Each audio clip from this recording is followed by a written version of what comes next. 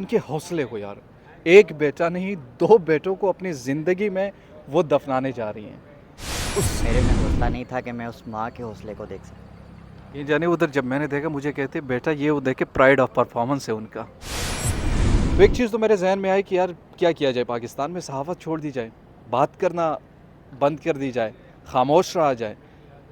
یہ بھی میرے اس سوال کا جواب نہیں تھا. بسم اللہ الرحمن الرحیم. السلام علیکم. آپ دیکھ رہے ہیں پاک افیئرز اور میں ہوں نعمان خان. اس وقت میں موجود ہوں شہید ارشد شریف کے گھر کے باہر. یہاں پر آپ لوگ دیکھ رہے ہیں, میڈیا دیکھ رہے ہیں. ان کے لیے وہ آج شاید نہیں ہے ہم میں, مگر ہم ان کو محسوس کر رہے ہیں. ہم ان کے الفاظ کو محسوس کریں گے, ہم ان کے پروگرامز کو محسوس کریں گے, اور تا قیامت تک ان کو دیکھا بھی جائے گا اور ہمیشہ ایک نڈر کے طور پر یاد رکھا جائے گا. دنیا میں بہت سارے لوگ آتے ہیں چلے جاتے ہیں. کچھ لوگوں کا پتہ ہوتا ہے, کچھ لوگوں کا پتہ نہیں ہوتا. لیکن کچھ لوگ ایسے ہوتے ہیں جو نام کر کے چلے جاتے ہیں. ان کو بہادر کے نام سے یاد رکھتے ہیں اور ان کو دنیا ہمیشہ یاد رکھتی ہے صرف ان کے کام کی وجہ سے. آج شریف کے حوالے سے کیا کہا جائے اور ان کے حوالے سے کیا بات کی جائے. میرے ساتھ موجود ہے سلمان درانی جو کہ ہمارے پاک افیئرز کے پولیٹیکل کارسپونڈنٹ ہیں. ان سے بات کرتے ہیں ارشد شریف کے حوالے سے. یہ سب کچھ کیسے ہوا, کیونکہ وہ جب یہاں سے جا بھی رہے تھے تو اس شاید ڈر کی وجہ سے کہیں پاکستان میں مجھے جینے کا خطرہ ہے. لیکن قسمت کا کیا پتہ, باہر بھی آپ کو جب کوئی نہ چھوڑے تو پھر پاکستان سے ہی کیوں چلا جائے. درانی صاحب, ایسے واقعات پر ویسے کیا کہا جا سکتا ہے؟ نعمان، ایسے واقعات زندگی میں نا بہت انسرٹن ہوتے ہیں. کبھی ہم نے سوچا ہی نہیں تھا. جب یہ خبر آئی ارشد کی تو بیڈ سے ایسے بے ساختہ کھڑے ہو گئے کہ سمجھ ہی نہیں آئی کہ کیا ریئیکٹ کرنا ہے, کیسے کرنا ہے. کبھی ہم چلائیں, کبھی روئیں, کبھی سوئیں, کبھی اٹھیں. رات نہیں گزر رہی تھی. جس وقت رات کو یہ خبر آئی ہے تب سے اب تک مجھے لگ رہا ہے کوئی بھیانک خواب دیکھ رہے ہیں. ایسا خواب جو واقعی بھیانک ہے, اور اٹھیں گے تو اس کے اثرات صدیوں تک جو ہے وہ دیکھے جائیں گے. اس عوام کے ذہنوں پہ یہ پیوست ہو چکا ہے. یہ ایکسیپٹ نہیں کر رہے کہ ارشد شریف ہم میں نہیں ہے. کیسے بھول جائیں کہ وہ ارشد شریف جو کیمرے کے اوپر آ کر کہتا تھا کہ مجھے سننے والی ہزاروں اور کروڑوں آوازوں کو ارشد شریف کا سلام اب نہیں ہوگا, نہیں ہوگا. اب نہیں ہوگا. ہم صدمے میں ہیں, ٹراما میں ہیں. لیکن ایک چیز اس میں ہم کلیئر کرنا چاہتے ہیں اور وہ بہت ضروری ہے. شاید یہ میسج دینے کی جو کوشش کی گئی ہے کہ ایک توانا آواز کو دبا دیں گے تو باقی چھوٹی تمام آوازیں بند ہو جائیں گی. شاید یہ ایک بہت پرانا فارمولہ ہو سکتا ہے اور یہ اب کارآمد نہیں ہے. کیونکہ نعمان, آپ اور میں ارشد شریف نہیں ہیں. اس وقت 22 کروڑ عوام کے آنکھوں میں آنسو ہے, اور ایگزیکٹلی یہ آنسو وقتی ہے. یہ غصہ ہے جو غصہ ابل ہے. رہا ہے, اور یہ وقت کے ساتھ ساتھ ہر کوئی کہے گا کہ میں ارشد شریف ہوں. اچھا, دوسری بات جو میں نے یہاں پر دیکھی, درانی صاحب آئی ایم شور آپ نے بھی ملاقات کی ہوگی ان کی والدہ سے. ان کے حوصلے کو یار, ایک بیٹا نہیں 2 بیٹوں کو اپنی زندگی میں وہ دفنانے جا رہی ہیں.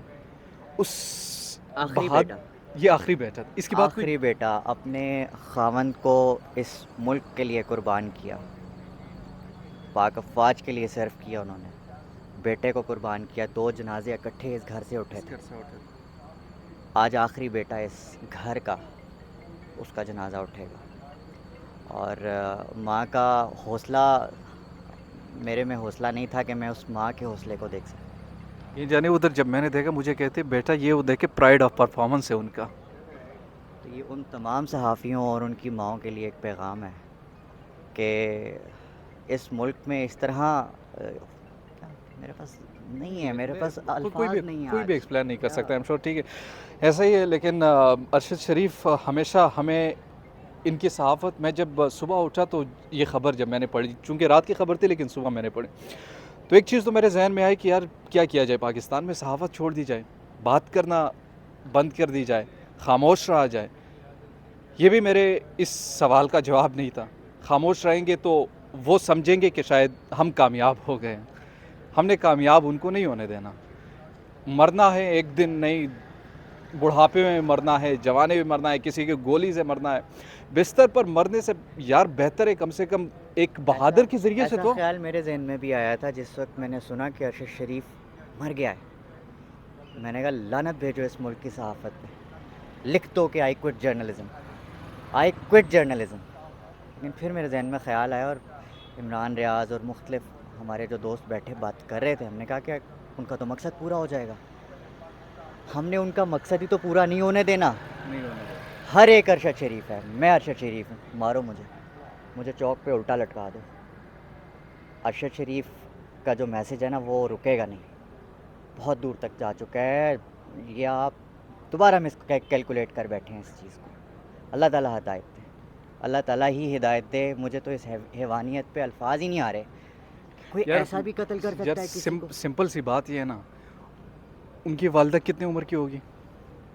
ہماری والدہ سے ایسا ہی ہے، ہاں، کوئی ابو اور 70 ہاں ہوگی ٹھیک۔ ہاں، خدا کی قسم آپ ان کے حوصلوں کو نہ توڑ سکے، بس ان کے حوصلوں کو آپ توڑ نہ سکے، آپ جوانوں کا کیا کریں گے؟